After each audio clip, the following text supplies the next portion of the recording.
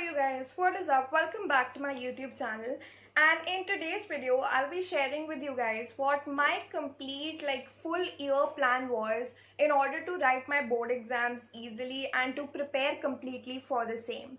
Now of course I am part of the 2021 batch that did not need to write the board exams, but I still did have a complete plan of action and I decided to share it with you guys as well.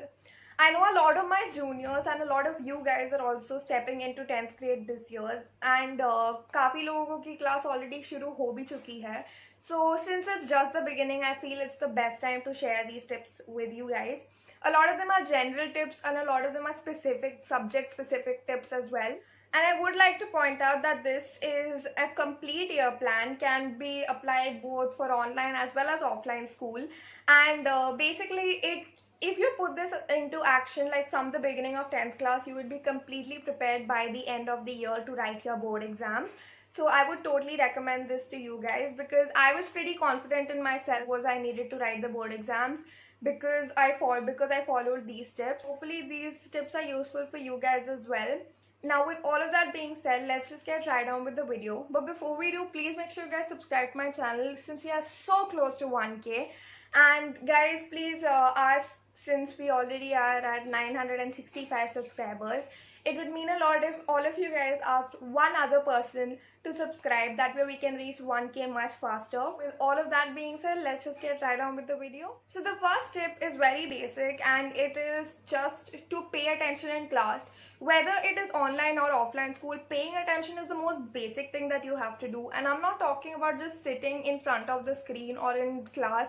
You need to be mentally present for the session because otherwise nothing's gonna get into your head and that can make things very, very difficult in the long run. So the next tip that I have is to maintain running notes, and especially in subjects that you often tend to have difficulty, the best thing that you can do is to maintain running notes. Running notes basically are the notes that you yourself take up while the lecture is going on. Now this doesn't have to be detailed notes, it can just be certain keywords, but this will make it very easy for you in the long run as the explanation will be right there in your book. I used to take running notes for subjects like science and social.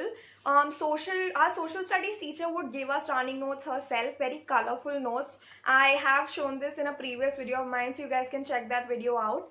And that really did make it very easy for me to prepare those chapters. And for science, I used to take notes by myself, and as I said, just take keywords, don't need to make complete sentences as well. If you understand what you have written, that's more than enough. So the third point is a continuation of the second point itself. It is basically to make points and notes in the columns of your textbook. I do this mainly for languages like English and Hindi. For example, in the first chapter in English, A Letter to God, there is a line where Lenko compares the destruction of his crops with a plague of locusts. So here our teacher said that he's comparing the intensity or giving us an idea of the intensity of the damage, which I felt was an important point and an important keyword. So I quickly noted that down in the textbook itself. So that way when you are reading the textbook in the future for whatever exam preparation it is, you can keep these keywords in mind. If you want, you can write it down in your notebook as well if your teacher is cool with that. Another example would be from the chapter Anne Frank, a diary of from the diary of Anne Frank, in which Anne Frank says that paper has more patience than people. This question has come in literally all of the exams that I've written, most of the exams that I've written, as to why she says that. And our teacher gave us 3 points and I noted those points down in the column of my textbook again, and that was very, very helpful. So make sure you guys do this as well because it is really, really helpful in the long run. So the fourth point is to volunteer, and by volunteering here I just mean to read a lesson or to solve sums. I know it sounds ridiculous and it sounds childlike, but in a way it does keep you motivated. And if you volunteer to read a particular chapter, since you are the one who's reading it, you tend to be more you tend to have a lot more concentration and have a better understanding of the chapter, and you can do this to solve sums as well. So yes, I would recommend doing this. Next point is by far the most important one in the entire list, and that is to worship your textbook. NCERT textbooks are literally your Bibles here.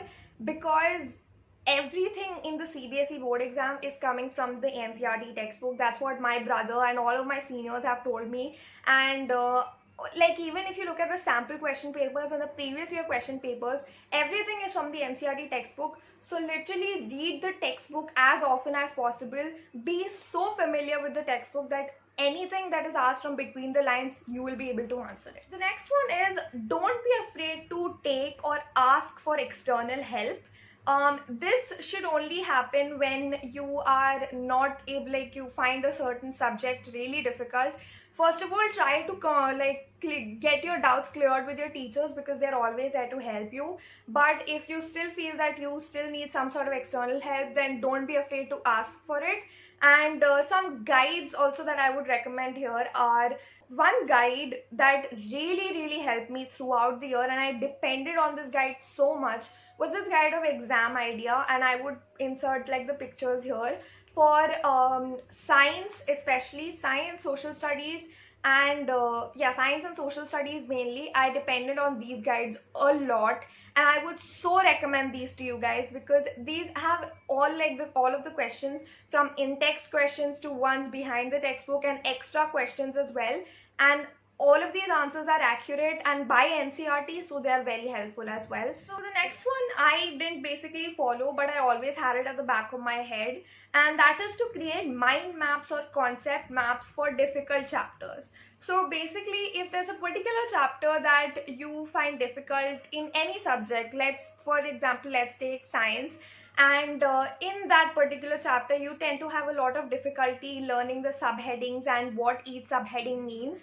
So what you can do is create a concept map or a mind map. For reference, you can go up to the OSWAL website, because there are really good mind maps on the OSWAL website. My friend told me about these and I had an activity as well, so I did refer to these mind maps.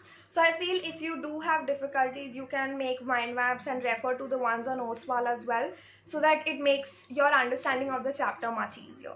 The next one is, once you get into 10th, you often tend to get overwhelmed because of the fact that everyone around you is just stressing you and putting pressure on you about it being one of the most important years of your life. And honestly, my next point is, don't get stressed and take care of yourself. Take breaks, hydrate yourself, because these are equally important as studying. Because if you spend the entire day studying but don't eat properly or don't sleep properly, then you won't be healthy enough to write the board exam, and then all your mehnat will go waste, and you don't want that.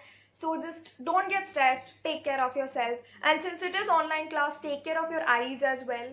Close your eyes for a few seconds, look at faraway distances, so that give your eyes a little break, reduce your screen time, and that really helps. Next point is to never make the mistake of neglecting your notebooks.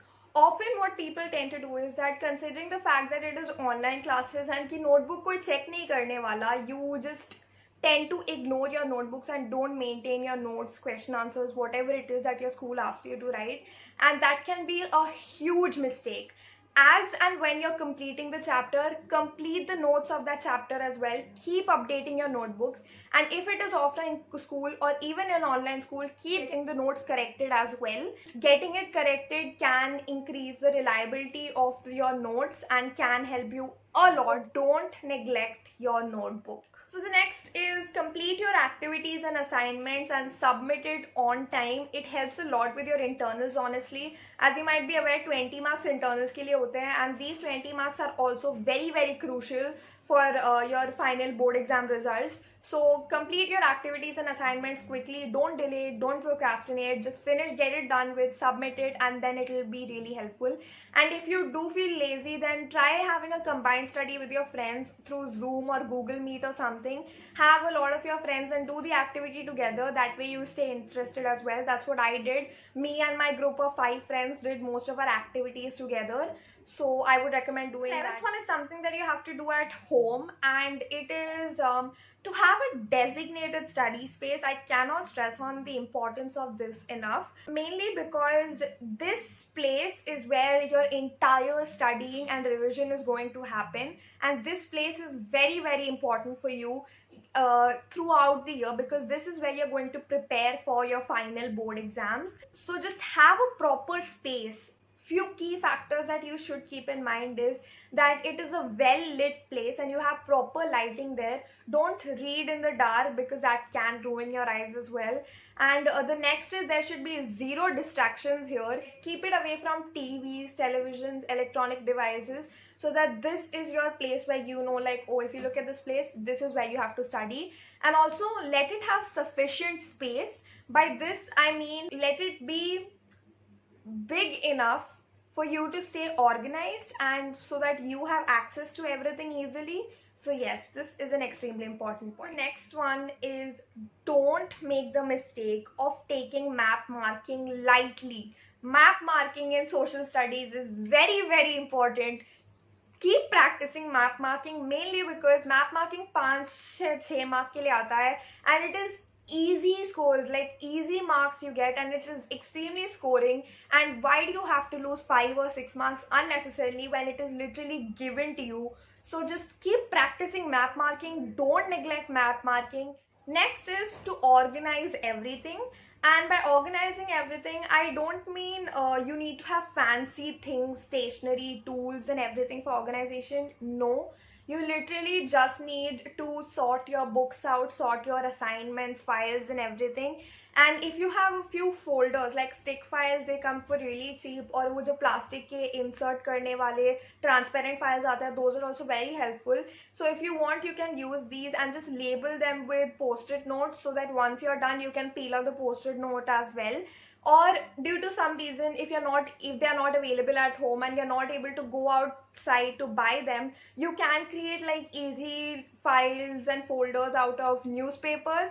It's a temporary thing, but keep everything organized so everything is within your reach. And at the end of the year, when you have to submit everything, you're not very confused कि ये कहाँ पे रख दिया. So like keep it organized. So the next one is both important for online as well as offline, and that is to maintain your books. And by maintaining your books, I mean कि you are given a certain timetable. So organize your books according to that. I have done this in my online class morning routine, so you can go check that out. Arrange your books and notebooks and keep it beside you. Wherever it is that you attend your class, just keep those books beside you so that you don't waste time and everything is within your reach and you can literally just start immediately. It is something very basic, but a lot of people don't tend to do this, and that's why they just tend to get it tends to get very disorganized and everything just gets very overwhelming, and you don't want that. So the last tip is mainly because of the fact that we are in online school right now, and that is